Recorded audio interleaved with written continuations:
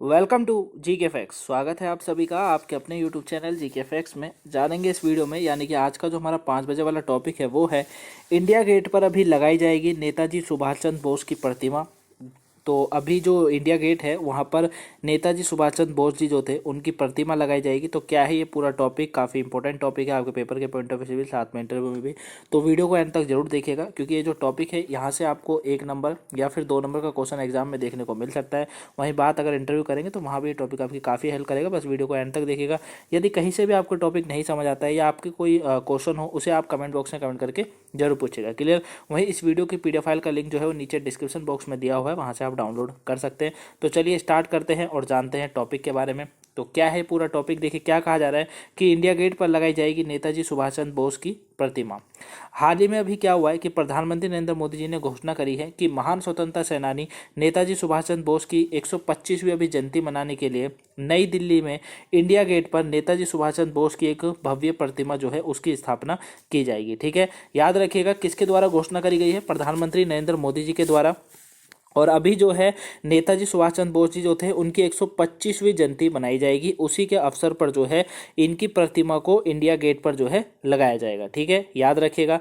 वही इस टॉपिक के जो मुख्य बिंदु है, अब ये जो प्रतिमा होगी ये क्या है, तो ये ग्रेनाइट से बनी हुई ये मूर्ति जो है देश के स्वतंत्रता संग्राम नेताजी सुभाष चंद्र बोस को जो है उनके अपने योगदान के लिए एक उपयुक्त श्रद्धांजलि होगी। ठीक है, यानी कि इनके द्वारा किए गए जो भी देश को स्वतंत्रता दिलाने में, देश को आगे बढ़ाने में जो इनका योगदान था, उसके लिए इस अवसर पर जो है इनके योगदान के लिए जो है ये एक उपयुक्त श्रद्धांजलि जो है ये इनके लिए होगी। ठीक है, याद रखिएगा इनकी जो मूर्ति होगी वो ग्रेनाइट से बनी हुई होगी, लेकिन अभी तो ये तुरंत नहीं बनेगी।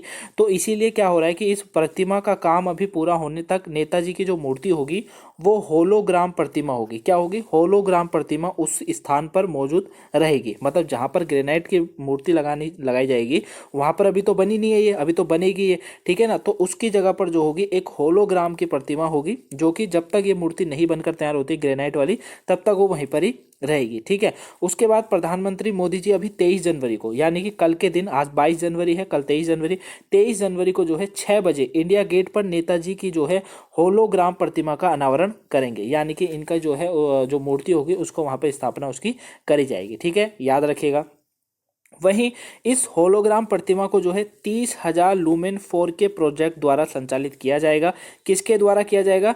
30,000 लूमेन 4K प्रोजेक्ट द्वारा इसको संचालित किया जाएगा। और इस कार्य के लिए एक 90% पारदर्शी होलोग्राफिक स्क्रीन इस तरह से लगाई गई है कि यह लोगों को दिखाई नहीं देगी। ठीक है ना, मतलब स्क्रीन कुछ इस तरीके से लगाई जाएगी कि लोगों को नहीं दिखाई देगी, लेकिन मूर्ति जरूर होगी वहां पे। ठीक है, वही होलोग्राम का प्रभाव पैदा करने के लिए जो है उस पर नेताजी की 3D छवि पेश की जाएगी। और इस होलोग्राम प्रतिमा का आकार 28 फीट ऊंचा और 6 फीट जो है चौड़ा होगा, ये आपको याद रखना है। ठीक है ना, तो याद रखेगा कि 3D छवि पेश की जाएगी और इस प्रतिमा का जो आकार है वो पूछा जाएगा, क्योंकि पूछा जाएगा कि हाल ही में जो नेताजी की मूर्ति जो इंडिया गेट के अंदर लगाई गई है उससे पहले किसको लगाया गया था, मूर्ति की जगह वहां पर क्या थी, ग्रेनाइट मूर्ति की जगह तो होलोग्राम प्रतिमा थी। क्या थी? होलोग्राम प्रतिमा। ठीक है ना, याद रखेगा। तो 28 फीट ऊंची और 6 फीट जो है ये चौड़ी है, ये आपको याद रखना है, एग्जाम में यहाँ से क्वेश्चन जरूर आएगा। ठीक हो गया, यहाँ तक समझ आया?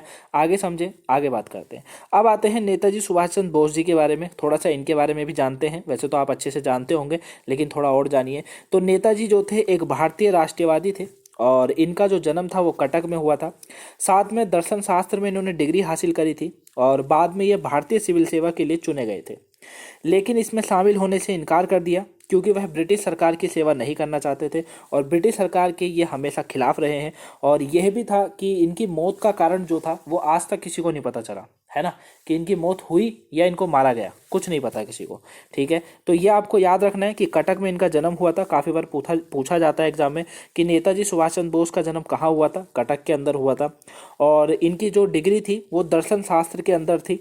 ठीक है ना, और साथ में भारतीय सिविल सेवा के लिए चुने गए थे उस समय, मतलब 1900 की बात चल रही है, 1900 में भारतीय सिविल सेवा के लिए चुने गए थे। ठीक है ना, साथ में इन्होंने वो नौकरी जो है अपनाई नहीं क्योंकि ये ब्रिटिश सरकार की सेवा नहीं करना चाहते थे। नेताजी जो थे 1921 में इन्होंने भारतीय राष्ट्रीय कांग्रेस में ये शामिल हो गए उसके बाद। और साथ में इन्होंने स्वराज नाम से एक अखबार भी शुरू किया था, याद रखिएगा। ठीक है ना, नेताजी ने एक स्वराज नाम से एक अखबार शुरुआत करी थी और द इंडियन स्ट्रगल नाम की एक पुस्तक इन्होंने लिखी। यहाँ से ये क्वेश्चन हजारों बार एग्जाम में देखने को मिलता है, ठीक है।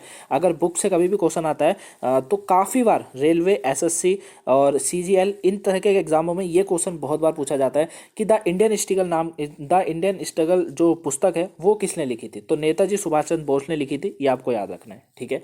वहीं इस पुस्तक में 1920 और 1942 के बीच की स्वतंत्रता आंदोलन को शामिल किया गया है, ठीक है।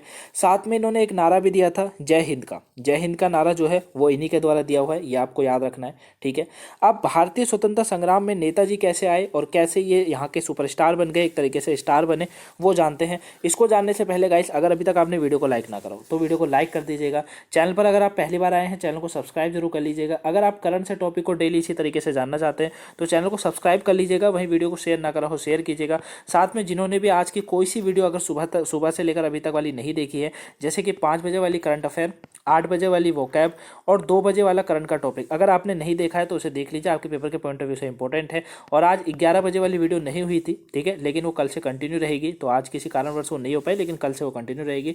बाकी वीडियो आपकी कंटिन्यू है, ठीक है। 5 बजे वाली भी अब आपको मिल गई और रात के 8 बजे वाली भी मिलेगी जरूर, ठीक है। बस एक वीडियो आज की जो है एब्सेंट है, वो हम कल कंटिन्यू करेंगे। लेकिन बाकी अगर कोई सी वीडियो नहीं देखी है, जैसे 5 बजे वाली, 8 बजे वाली, 2 बजे वाली, तो देख लीजिए। साथ में वीडियो को शेयर कीजिएगा, इस ज़्यादा से ज़्यादा वीडियो को शेयर कीजिएगा, ताकि ये और भी लोग जो है जान सके कि आखिर में इनकी मूर्ति को वहाँ क्यों लगाया जा रहा है, क्या कारण है, ठीक है। तो ज़्यादा से ज़्यादा शेयर कीजिएगा और वीडियो को लाइक जरूर कीजिएगा। चलिए बात करते हैं भारतीय स्वतंत्रता संग्राम में नेताजी की। तो देखिए, नेताजी जो थे, इनको 1925 में उनकी राष्ट्रवादी गतिविधियों के लिए जेल भी डाल दिया गया था। उसके बाद 1927 में इन्हें रिहा कर दिया गया और रिहाई के बाद ये भारतीय राष्ट्रीय कांग्रेस के महासचिव बने, ठीक है। याद रखिएगा, 1925 में इनको राष्ट्रवादी गतिविधियों के लिए जेल जाना पड़ा। जेल जाने के बाद 1927 में इनकी रिहाई हुई। रिहाई होने के बाद ये राष्ट्रीय कांग्रेस में जो है शामिल हो गए, वहाँ के महासचिव बने।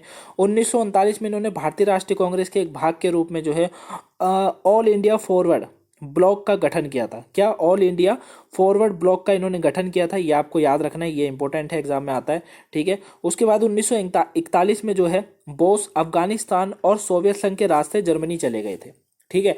जब ये जर्मनी चले गए, जर्मनी में इन्होंने नेताजी, जर्मनी नेताओं और अन्य भारतीय छात्रों और यूरोपियन राजनीतिक नेताओं से ये मिले। मिलने के बाद इन्होंने क्या करा? मिलने के बाद इन्होंने जो है 4500 भारतीय सैनिकों के साथ इंडियन लीगोन, क्या? इंडियन लीगोन, याद रखिएगा, इंडियन लीगोन की स्थापना करी और इन सैनिकों को उत्तरी अफ्रीका से जर्मनी द्वारा कैद किया गया।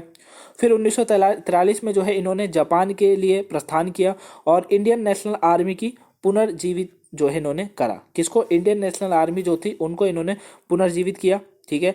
उसके बाद साथ में, ठीक है, तो ये इनका जो था पूरा इनका बैकग्राउंड है। तो इस तरीके से जो है नेताजी एक स्वतंत्रता संग्राम कहलाए जाते हैं, इसीलिए इनको महान माना जाता है, ठीक है। और उसके बाद ये गायब से हो गए, फिर इनका कुछ पता नहीं चला, कहाँ गए, क्या किया, मरे या इनकी मौत हुई या इनको मारा गया, कुछ आज तक नहीं पता है, ठीक है। अब वो तो पन्ने छुप गए तो छुप ही रहेंगे, ठीक है ना। तो ये पूरा टॉपिक था गाइस, आई होप आपको अच्छे से समझ आया होगा। और वीडियो कैसी लगी है प्लीज़ कमेंट बॉक्स में बताइएगा। पसंद आया तो वीडियो को शेयर कर दीजिएगा ज़्यादा, ताकि और भी लोगों पर ये वीडियो पहुंच सके। वहीं चैनल को सब्सक्राइब जरूर कीजिएगा। अगर आप एक न्यू स्टूडेंट हैं तो चैनल को सब्सक्राइब कर लीजिएगा। अगर आप डेली करंट से इसी तरह के टॉपिक को जानना चाहते हैं, करंट के क्वेश्चन जानना चाहते हैं और साथ में वोकैबलरी जानना चाहते हैं दी हिंदू न्यूज़पेपर से, तो चैनल को सब्सक्राइब कर लीजिएगा, क्योंकि यहाँ पर करंट से टॉपिक आपको मिलता है, मिलता था और मिलता रहेगा, ठीक है। तो चैनल को ज़्यादा शेयर कीजिएगा, सब्सक्राइब कीजिएगा। मिलेंगे 8 बजे वाली वीडियो में, तब तक के लिए thanks for watching guys, have a nice day, thank you for watching. Video को शेयर कर दीजिएगा ज़्यादा, ताकि और भी लोगों पर पहुंच सके, वो भी आज के इस टॉपिक को जान सके, क्योंकि टॉपिक काफ़ी इंपॉर्टेंट है आपके पेपर के पॉइंट ऑफ व्यू से भी, ठीक है। यदि कहीं से भी टॉपिक ना समझ आया हो तो कमेंट बॉक्स में कमेंट करके जरूर बताएगा, वहाँ आपको आंसर मिल जाएगा। मिलेंगे नेक्स्ट वीडियो में, तब तक के लिए thanks for watching guys, have a nice day, thank you for watching.